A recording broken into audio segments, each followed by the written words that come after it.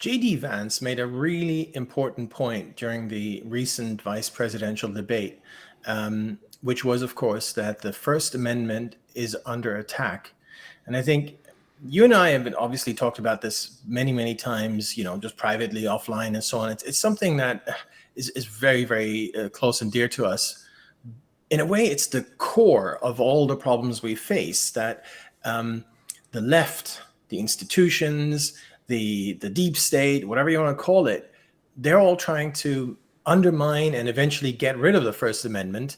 And there isn't that much in the way of that happening. And that's really scary. And in a way, perhaps the scariest part to me anyway was in response to J.D. Vance saying that during the debate, Waltz, who, the other side represents all these, deep state, left and all that, he said, oh, but you can't say fire in a crowded theater, which, by the way, is a total lie. That's absolutely not true.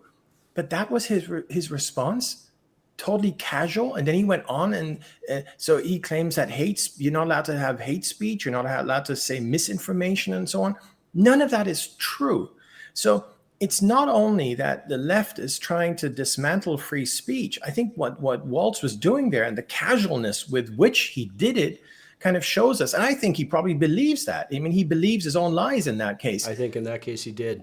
Is that people, many people, and to be honest, judging by the responses online, where many people on the right immediately bought into the fire in a crowded theater. Well, yes, but, and then they had their excuses. No, even that premise is wrong. So I think there's a fundamental misunderstanding about what the First Amendment means, and it's spreading. It's probably spreading because of poor education, poor schooling, and so on and so forth, media and so on. But we're probably at the point now where far less than half of the population even understands what the First Amendment is.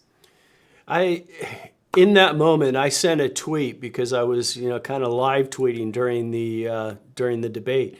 And I said I was a bit surprised that Vance didn't say, yes, you can, when Waltz made that statement. Now, there's probably some strategic reasons why Vance didn't in that moment.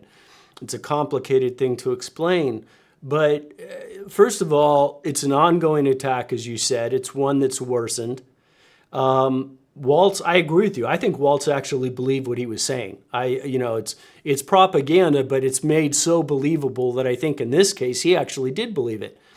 Another example, a recent one that leapt to mind that typifies exactly the same type of thing, but maybe in more direct, more threatening fashion, was when John Kerry was recently on some interview or some panel and sort of made this, it was almost alarmingly offhand comment that the First Amendment is standing in the way of dealing with disinformation.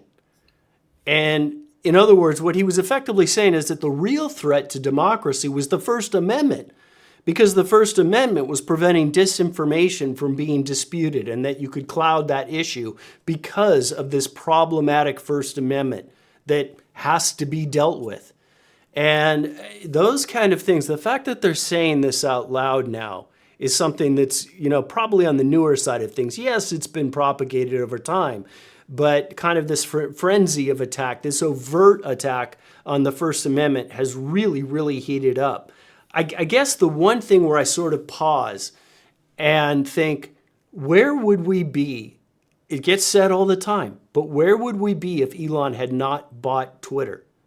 We didn't even know all of the actions that were taking place in terms of the government taking overt steps to literally squash free speech behind the scenes. We now know of that because of that purchase.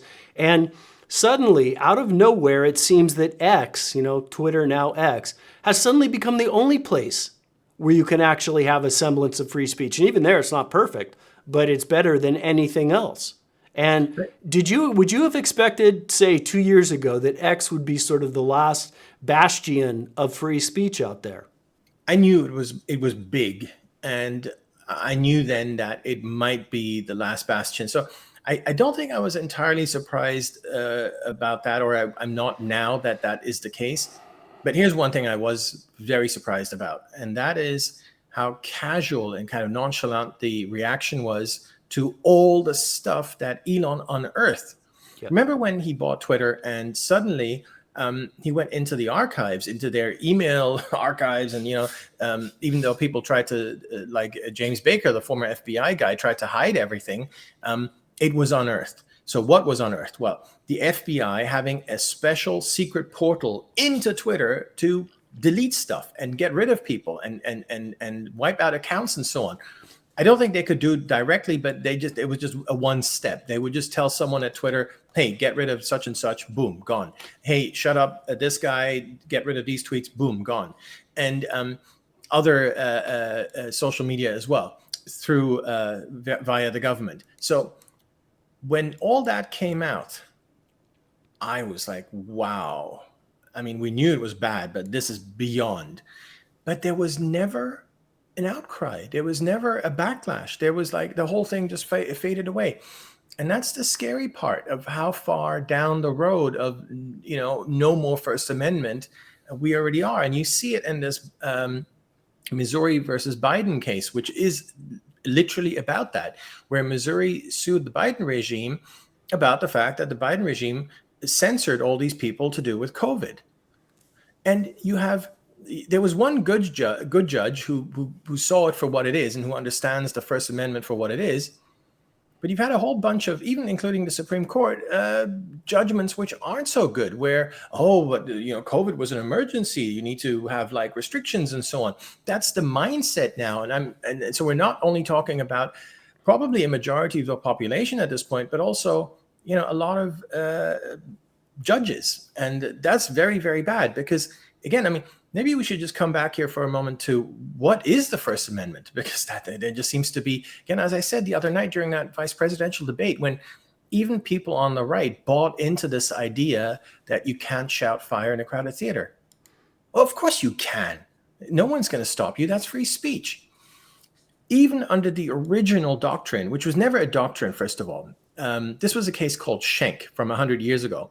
There's something extremely ironic about this case. This case was about some guy who was handing out leaflets against the draft in World War I. And so the question was, is it allowed to hand out leaflets against the draft under the First Amendment? And the Supreme Court said no. Normally, you'd expect a liberal, a leftist, to be apoplectic about that. But instead, you had Tim Walz celebrating it. That was the case. That was where this thing came from with the crowded theater. And of course, the crowded theater wasn't expressed. That was just an example given by the court because that wasn't the real case. The real case was about the leaflets, about the draft. So anything that a court says and as an example is what's called an obiter dictum. That's just kind of something a throwaway, like something they say. It doesn't have the force of law. It's just something said by the way. That's literally what it is. So that's the first problem. And of course, the second problem, even that Supreme Court 100 years ago admitted that you can say fire. You are allowed to say, unless there isn't a fire. That's the first condition. But even if there isn't a fire, you are still allowed to say it. Unless, and this is the second condition, you cause a panic. So all of those conditions have to be met. So of course you can say fire. That's absolutely okay. There's nothing wrong with that unless you fulfill all these other conditions. But in any case, that case was then overruled. Happily, luckily. I mean, this is an awful case. How can you prohibit someone handing out leaflets against the draft? I mean, that's terrible. So luckily it was overruled. So the current case is a case called Brandenburg, which sets a very clear limit to freedom of speech. And you only need to know this and that's it. Everything else is allowed. The only thing you're not allowed to do is you're not allowed to say something that causes imminent, immediate, riots or whatever. But it has to be absolutely immediate. You say it and it happens. So handing out a leaflet can never cause that. This is someone shouting in the streets, something, and then someone immediately riots as a result of that. So that's the current standard. Imminent lawless activity. That's what it is. And I don't think many people know that that's the standard. It's funny that the only thing that seems to have been remembered to this date is the can't shout fire in a crowded theater, and that gets repeated, and yet that's not the applicable part of anything. The First Amendment, just read it real quick, just so everybody's real clear. I'm sure they probably know it, but here it is. Congress shall make no law respecting an establishment of religion or prohibiting the free exercise thereof or abridging the freedom of speech or of the press or the right of people peaceably to assemble and to petition the government for redress of grievances. Now, this kind of goes back to what you brought up when the Twitter files were released. The fact that the government was overtly directing Twitter to literally censor people, suspend them, directing the actions of a corporation. A lot of people say, well, a corporation can do whatever they want. They're a private company. And yes, that's true, but the government cannot direct a private company to take actions on their behalf, which is what was taking place in this instance, which is why, I think both you and I, and along with a lot of people, thought this is going to be a big deal. And it turned out to be sort of a big fizzle. And for me, this cuts back to my initial question I posed to you, which was, did you anticipate that X would be the last kind of bastion of free speech? And the reason I asked that question is because what was so frightening to me wasn't that ultimately X kind of was, but was the ferocity and the rapidity of how quickly we got here. In other words, could I have foreseen that maybe X would be kind of the last station of free speech? Yeah, I guess so. But what I didn't foresee is how quickly and how easily that happened. That's what's so deeply alarming to me. Look over at what's going on in the UK right now, where their citizenry is basically frozen, terrified after the repression of these small riots that, in my mind, were a completely rightful response of the citizenry to what was going on. And the fact that they have been jailed, not only the sentences handed down in a matter of days, that everybody is now in the UK is terrified of speaking out. They don't have a First Amendment. And we've seen that spill across the globe, Brazil being another example there with their out-of-control judge who's basically running his own dictatorship, that the speed at which free speech has fallen, that's what is so alarming to me.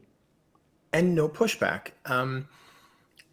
In Europe has been gone for a long time, but as you say, they never had free speech laws to begin with. I mean, yeah, they have them nominally, but if you look at their laws, they're always qualified. It always says, there shall be free speech so long as, or subject to reasonable restrictions, or there's always words like that in there.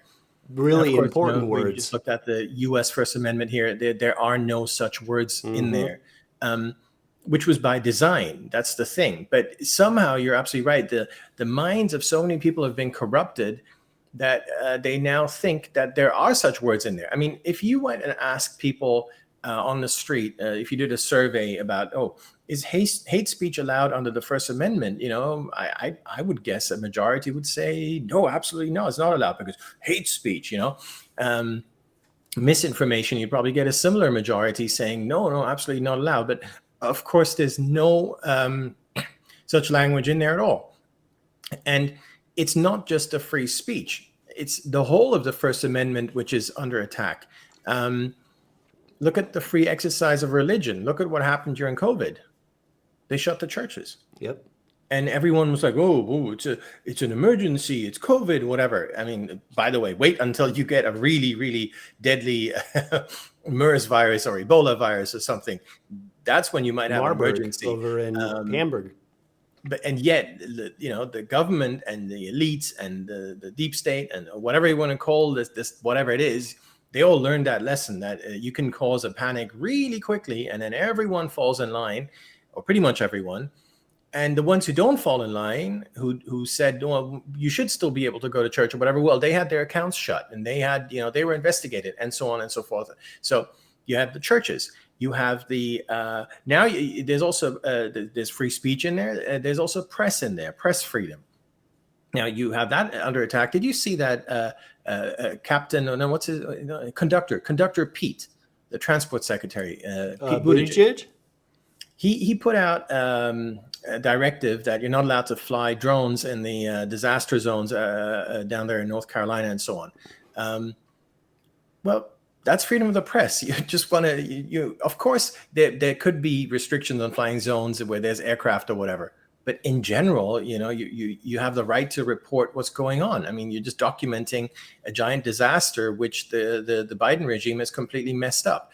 But that's just treated as, yeah, can't do that, boom. And no one even kind of bats an eyelid when that happens. You had peaceably assemble, remember that, during COVID? No, you couldn't possibly, no more than 5 people, 10 people, or you can't. It says so, peaceably assemble. When did they suddenly allow it again? George Floyd suddenly was like, oh, of course, you can have millions of people, no problem at all, because and that shows you that every one of these points, everything we've just gone through, is about political control, and they're trying to erode all of those freedoms. And I would argue they have already done so in many, many ways. They haven't done legally. The words are still there. The words are still what they are. Brandenburg is still the active law right now in terms of freedom of speech. So they haven't attacked that. What they've attacked is people's understanding of those words. And people's understanding of those words tend to be very restrictive, and ever more so. And that's where you start, right? You change norms, you change Right. perceptions, you change beliefs. You said it in an earlier podcast we did where you were talking about the law effectively just being words on a piece of paper, and that there was the undercurrent, the underpinnings of people's perception, belief, adherence to those things. And that's the glue, that's the strength. I'm, kind of paraphrasing, not trying to put words in your mouth. But that's what we're talking about here, is this erosion of and change, alteration of people's beliefs and perceptions. That's what Kerry was doing when he said that the First Amendment was in the way of misinformation and, just quelling misinformation. Well, who determines misinformation?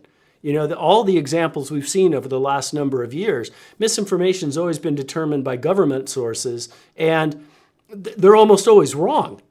The things that they deem to be misinformation or they promote as actual information, those things are almost always inverted. So who determines that? You can't have that, which gets back to there should be no such thing as misinformation, because who is to be the arbiter of that? And it gets us back to this larger attack that's happening, in my mind, globally, not just domestically. And the way that I see it is, the First Amendment is kind of the surface target, but ultimately it's really the overall Constitution. And that our Constitution, which is so unique to our country, it's why Europe is having its travails, it's why the UK is able to quell their population, the riots, etc., the responses that they were having, because they don't have those things. And in other words, what I'm saying is that it goes beyond just the First Amendment, that our Constitution is what I believe to be the fundamental document that's in the sights that is the target of all the attacks we're seeing. That if you get rid of the U.S. Constitution, all the other dominoes fall. That the U.S. Constitution is the last standing document that's kind of in the way of all of these efforts that we're seeing. You can call it globalist, whatever you want to call it, establishment. Pick your name, and it depends on the scope you happen to be looking at. But that's it. Our Constitution is the bulwark. It's in the way of all these things. And it's a very real effort that's undergoing to change perceptions about the Constitution. We just saw that article that was out there, just a couple weeks ago, saying, is it time to get rid of the Constitution? That should be an unthinkable kind of thing, but yet it's now being promoted, and there's a lot of people that are, while there's plenty of us that are rightly appalled by such a thing and such an idea, there's plenty of people that are like, oh, yeah, maybe. And that's scary. So many people, I always get the feeling, at the forefront of this, probably Kamala Harris. She would have no idea what the history of the Constitution was, or anything about. Could you imagine? Ask her about ancient Rome or Greece or whatever. She probably has absolutely no idea of any of these concepts. And unfortunately, and I'm not saying everyone should, but I mean, some basic things ought to be understood by everyone, just to rub in the importance of these things. And in terms of the Constitution, probably the most important thing about it is, why is it there? Why was it written up? It was a bulwark against tyranny. That's what it's all about.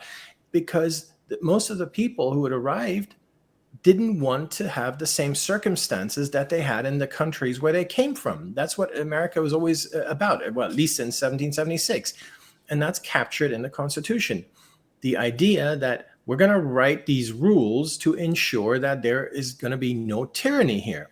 That's what it's about. And you absolutely rightly, as you say, there's a reason the First Amendment is in first place, because the very, very first thing that you need to have in order not to have tyranny is free speech. You need to be able to say whatever you want, criticize the government, criticize the tyrant. Well, if you can criticize the tyrant, then there will be no tyrant. That's why it's there. That's why it's in first place. And by the way, in second place, the Second Amendment, that's also there that's kind of the backup to the First Amendment. Again, you need the second to defend the first. Correct. It's not there so you can go hunting or whatever. It's there against the tyrants, in case there ever was one. And it's really scary how that has been undermined. And again, not by changing the words, not by having a constitutional convention amendment, whatever. No, it's through a much scarier path, which is to basically just re-educate everyone as to what it means. And we're now more and more getting to the point where people just think that the First Amendment isn't what it is, that in fact a lot of stuff isn't allowed. And then you get into self-censorship and all these other horrible things. And we're more than halfway there. And in many ways, and we can talk about Elon here for a moment. I mean, you already talked about Twitter, but I think Elon started off looking at Twitter as one forum that he wants to save for free speech. But I think he's now at the point of what we're talking about here, that it's become existential now. It's not just about Twitter, it's about the whole country. Yeah. And the First Amendment is under real threat. Well, ultimately, that is why our Constitution is a charter of negative obligations, negative pledges, negative rights, as opposed to positive ones. And what do I mean by that? Our Constitution is comprised of edicts, things you cannot do that would impact another person, that would impact another person's rights. Most of the things that we see being propagated by the left these days are positive rights, positive obligations, things you must do to ensure the rights of another, like pay for somebody else's healthcare taxes, universal healthcare. It's a positive right. It's placing an obligation on me to act on behalf of another person, whereas our Constitution is negative. I shall not act in any way which infringes life, liberty, happiness of another individual. If you want to cut to the heart of our Constitution, in my mind, that's it right there. And that it's a very specific reason why our Constitution was drafted that way. It's a charter of negative pledges, negative obligations, as opposed to positive ones. And that's one of the things that stands it distinctly apart from every other document in the world. I can't act in a way that infringes upon your rights to life, liberty, or happiness. The part that I always like the most about the Constitution is the versus the government part. In most countries, the perception is that that rights flow from the government. You know, we ought to be so grateful to the government to give us all these rights. Whether they're positive or negative, the government wrote this lovely constitution or whatever.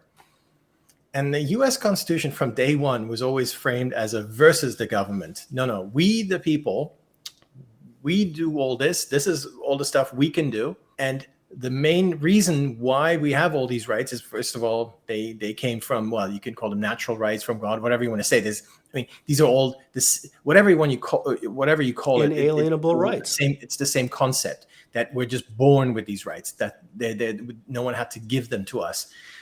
And the reason we have them is to fight the government. That I always love that part the most. And that's sort of gotten largely lost, I have to say. I mean, it's just not. Look, when I think back to, it's not even that long ago, leftists were really in favor of the First Amendment. They thought that was really, really important. And that's just kind of gone. It was in a way, sometimes it was more the conservatives, like for instance, the flag burning. Remember, that was a huge issue, 30 years ago or whatever. And it tended to be leftists who were defending it. And again, you might not like it. Of course, we don't like it, but that's part of it. That's simply part of the idea of being able to say whatever you want and express it. And Anyway, now everything's completely reversed, where the left is the biggest proponent of undermining the First Amendment. And again, I would say they've already achieved that goal in large part. We're already way along the path that we don't want to be on. Yeah, there's been a strange inversion that's taken place kind of at the surface level. This back in the day, hippies don't trust the man, they don't like big corporations, they don't like big government. And now, if you were to examine the left, you would say that that typifies them. Their trust of big corporations, their trust of government, etc. All of those things are now a firm core belief of the left. But the underpinnings in my mind haven't changed, and that is that there's always been a quest for control by the left and a quest for independence by the right. And those things haven't changed. These surface areas have kind of inverted and become more solidified. But the underpinnings, that quest for control, because if you control free speech, you control everything. And that's, to me, what this is all really about. It's about taking control. Where do you see this going? Or how would you go about even trying to remedy this situation? And just very briefly, I mean, the only path I see right now is just to be very upfront and loud and proud about what the First Amendment says. Almost in a sense of or it's not re-educating, it's educating. It's what we, the stuff we talked about, that no, misinformation is not prohibited. No, it's, just put it out there, and put it out there a lot, and put it out there often. But what else can we do?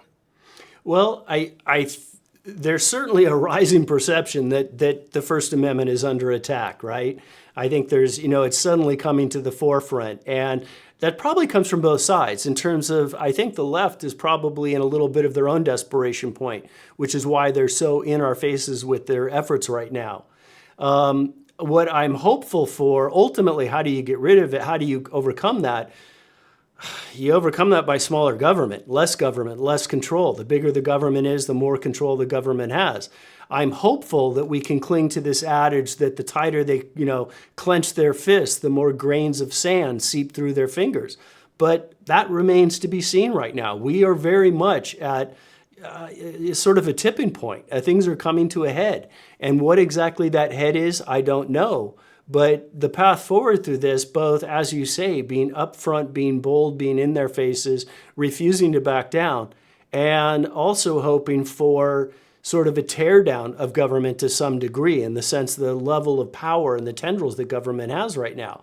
Our government is so massive. It's almost hard to wrap your mind around it.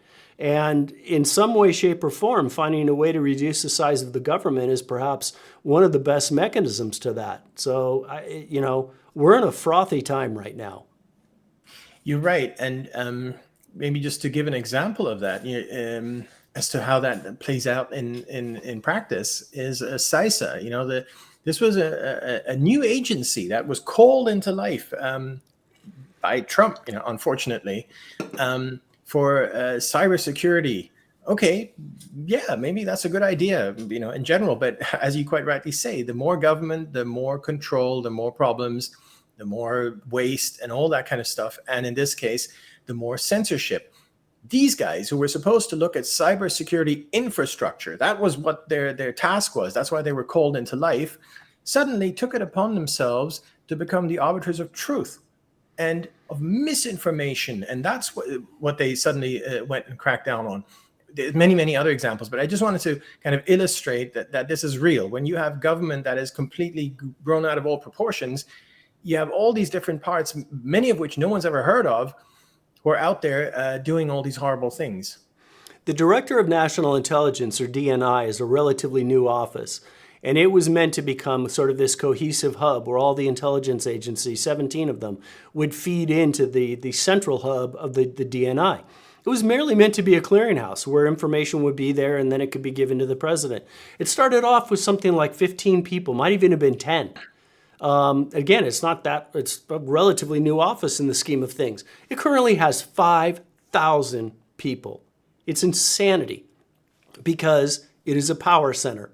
and people gravitate towards power. So that's another perfect example for the kind of thing we're facing. Anywhere there's power, people automatically gravitate towards it and build it up. And the more we allow that build up, the more power we give away.